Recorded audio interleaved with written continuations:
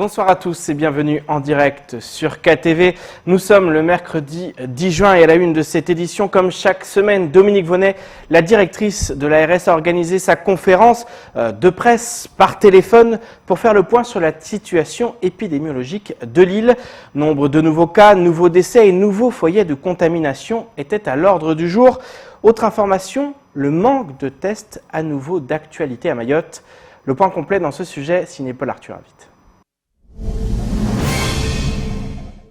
Cette audioconférence fut l'occasion pour Dominique Voynet de nous annoncer les nouveaux chiffres des personnes malades, guéries et décédées du Covid sur l'île. La directrice de l'ARS a déploré par ailleurs le manque de tests sur l'île. Pour les dernières 24 heures, c'est 31 cas positifs qui ont été diagnostiqués à Mayotte sur un nombre de nouveaux tests réalisés pour la journée qui est relativement bas. On avait fait seulement 72 tests supplémentaires hier. Le laboratoire Troalen étant à nouveau en rupture de tests.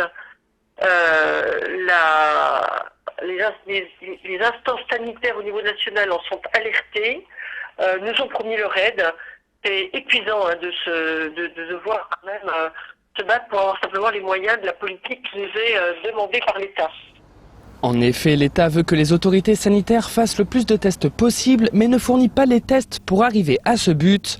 La directrice de l'ARS a pu faire aussi le point sur les nouveaux foyers de contamination sur l'île, détectés entre la semaine dernière et cette semaine. La prison, vous êtes déjà au courant, vous connaissez ça par cœur, on a eu 0 hospitalisation, 0 cas grave, donc c'est quelque chose qui est quand même rassurant.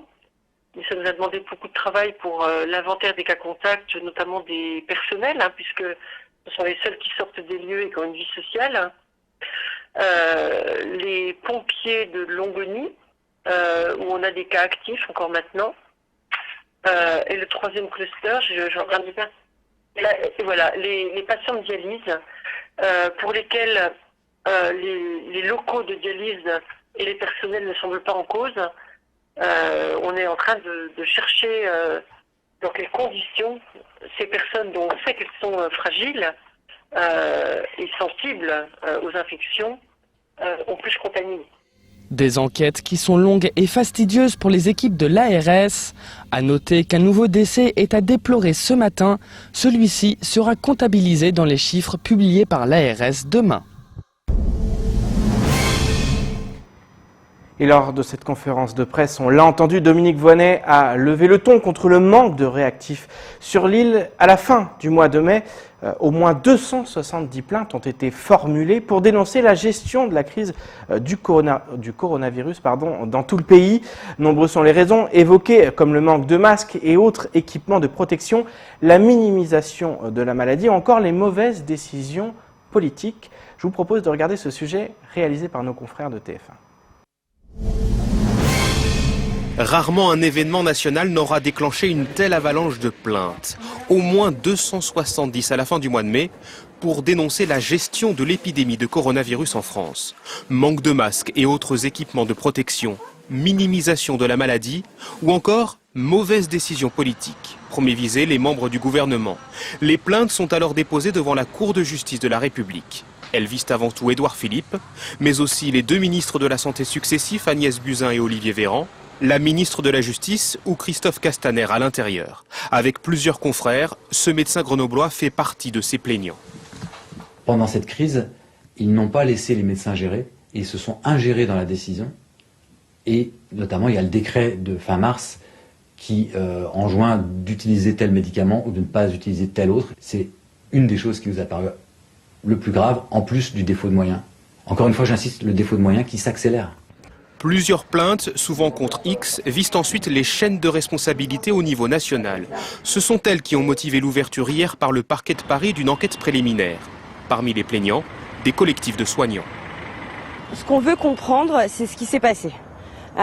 Pourquoi ? Quels ont été les choix qui ont mené à cette gestion de crise Covid ? Et ça, pour nous, c'est le plus important, aussi pour pouvoir avancer derrière dans nos pratiques et dans notre gestion de ce qui s'est passé et des traumatismes qui ont été liés. On a besoin de comprendre les éléments de vérité. Enfin, 3 parquets locaux, avant d'autres. Grasse, Nanterre et Paris ont ouvert des enquêtes concernant la gestion de l'épidémie dans les EHPAD. La grand-mère de cette femme est morte du coronavirus dans un établissement de Clamart, près de Paris. Moi, j'ai vu ma grand-mère qui était collée à l'animateur et il lui postillonnait dessus. Il avait pas de blouse, il n'avait pas de masque, il n'avait même pas le respect des gestes barrières.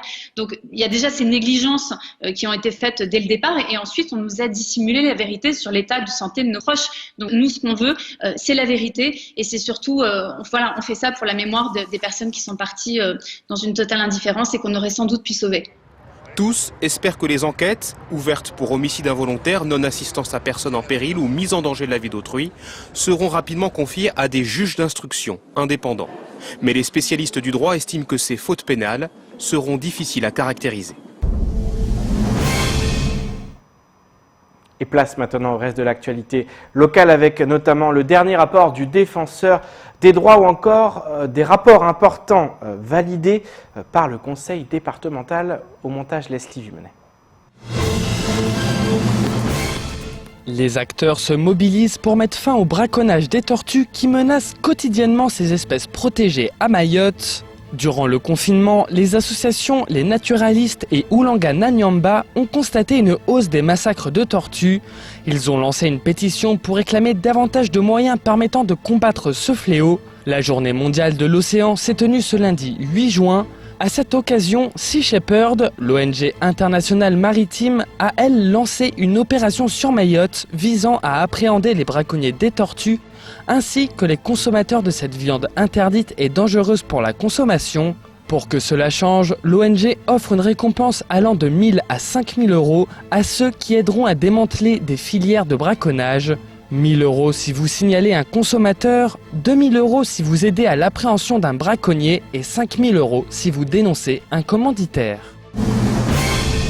Jacques Toubon, le défenseur des droits, a rendu son dernier rapport annuel ce lundi 8 juin. Après 6 ans à la tête de cette institution indépendante, l'ancien ministre de Jacques Chirac sera remplacé en juillet prochain. Pour ce dernier rapport, il s'est notamment concentré sur les discriminations, les violences faites aux enfants ou encore le difficile accès aux services publics, mais aussi sur la défense des droits des ultramarins.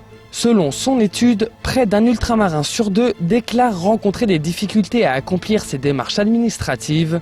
Un sentiment particulièrement fort à Mayotte et en Guyane. Selon Jacques Toubon, à Mayotte, la thématique omniprésente de l'immigration clandestine empêche de regarder le sous-développement de l'île. Il considère que le contexte sécuritaire a pour conséquence de maintenir les étrangers dans une situation d'insécurité juridique et de précarité administrative permanente. Pour Jacques Toubon, à Mayotte, l'égalité dans l'accès aux droits n'est toujours pas une réalité pour tous. Une commission permanente du conseil départemental s'est tenue ce mardi 9 juin à l'hémicycle. Plusieurs délibérations importantes ont été adoptées lors de cette séance. Un rapport a permis d'octroyer une subvention de 250 000 euros à la CCI de Mayotte pour finaliser l'étude sur la desserte aérienne de Mayotte. Un rapport a permis d'octroyer une subvention de 250 000 euros à la CCI de Mayotte pour finaliser l'étude sur la desserte aérienne de l'île.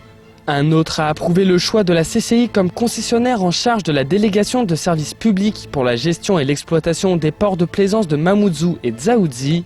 Un troisième proposait l'adaptation de la composition du conseil portuaire, l'institution d'une commission financière en son sein et la mise en place d'un seuil permettant l'examen des projets d'investissement par la commission financière sous réserve d'un avis favorable du conseil portuaire. Des subventions ont également été accordées pour la participation à l'exposition sur les grilles du Jardin du Luxembourg à Paris, pour le financement de l'audio-guide multilingue du musée de Mayotte, pour l'édition d'une bande dessinée présentant de façon ludique l'histoire de l'île ou encore pour l'académie Touafilou Maoulida. Et comme évoqué dans ces brèves, l'association Sea Shepherd a décidé de changer de braquet en proposant des primes. Depuis plusieurs années, l'ONG vient régulièrement à Mayotte afin de protéger les tortues. Et ce matin, l'une des membres a accepté d'évoquer le travail mené localement, mais également cette méthode des primes qui semble avoir fait ses preuves ailleurs. Je vous propose d'écouter Lamia Essem Lali lors de la matinale de Kwesi. Nous, on vient quand même 4 mois par an, de juillet à octobre. L'objectif, c'est de pouvoir venir plus longtemps, éventuellement toute l'année. Ce qu'on a constaté sur place, c'est que effectivement, il y a une impunité qui règne autour du braconnage. Les autorités prennent pas du tout le sujet au sérieux. Et puis il y a des gens effectivement qui savent, hein, beaucoup de gens savent. C'est un secret de polichinelle, hein, le marché noir de tortues à Mayotte. Et peu de gens parlent. Donc c'est important de faire de la sensibilisation pour que les gens, ceux qui se livrent à ces actions, qui consomment la chair de tortue, comprennent pourquoi c'est grave. Et puis il faut aussi faire de la répression, il faut que les sanctions soient exemplaires, qu'elles soient dissuasives. Et il faut aussi,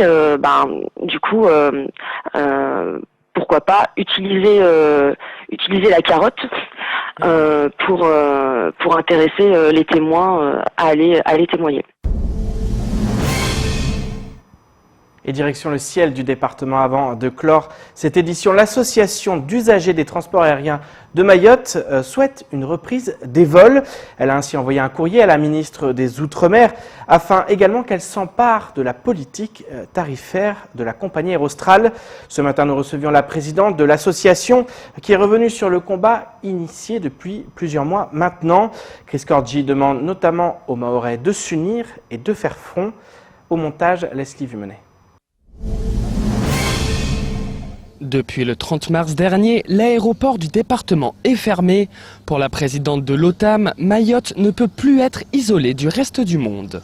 Ce dossier, il est absolument primordial pour le développement de Mayotte. Je n'ai pas besoin de le démontrer, puisque les conséquences de cette situation, elles sont transversales. Ça n'est pas que l'usager en tant que tel, c'est le domaine touristique, c'est le domaine économique, c'est le domaine sanitaire. Et Dieu sait si l'actualité aujourd'hui est venue nous rappeler véritablement qu'à la limite, sans ce cordon sanitaire d'une certaine façon, donc il est des situations ici où si on n'a pas la possibilité d'aller à l'extérieur, et nous savons très bien que tous les malades ne sont pas évasanés. Il y a des gens qui ont des soins qui doivent absolument accomplir ailleurs par leurs propres moyens. Donc je vous laisse juste regarder l'état de la situation.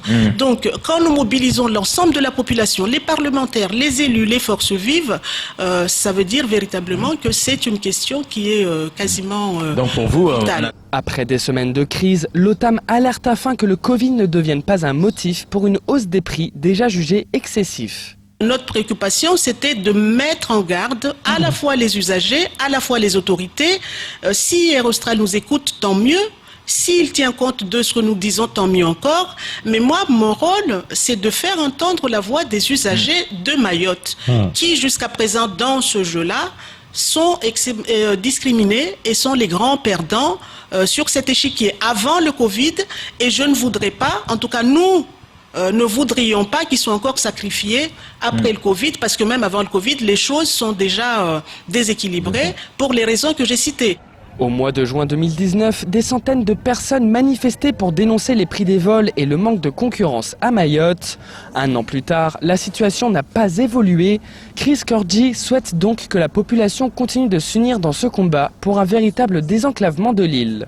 C'est l'ensemble de la population de Mayotte qui était massivement présente, a répondu présente, pour lancer ce signal d'alerte, à savoir, il y a eu divers collectifs, divers syndicats, la société civile, et vous vous rappelez aussi que ça a donné lieu à une pétition que nous avons remise, pétition signée par en 1 heure, 1 heure et demie, plus de 800 signatures. Donc, on la remet à monsieur le sénateur Tani et le président Somadine, voilà exactement. Et puis, ça ne s'est pas arrêté là, puisqu'il y a eu une motion, un appel des maires de Mayotte, qui a aussi été transmis par le sénateur Abdallah. Et donc, c'est pour vous dire que si on en est là aujourd'hui, c'est parce qu'on a vraiment essayé de rassembler, et ça a marché, et c'est ça finalement qui peut nous sauver, c'est la mobilisation de l'ensemble de la population, des forces vives de Mayotte, pour mettre le doigt sur ce qui ne va pas. Depuis des années, nombreux sont ceux à pointer du doigt la situation dans le ciel de l'île. Malgré l'annonce d'une piste longue et de l'ouverture à la concurrence, pour l'heure, la population attend toujours de voir le prix des billets baisser. Et c'est ainsi que s'achève cette édition. Merci de nous rester fidèles sur KTV. Rendez-vous demain dès 19h pour tout connaître de l'actualité locale. Excellente soirée sur Coesie.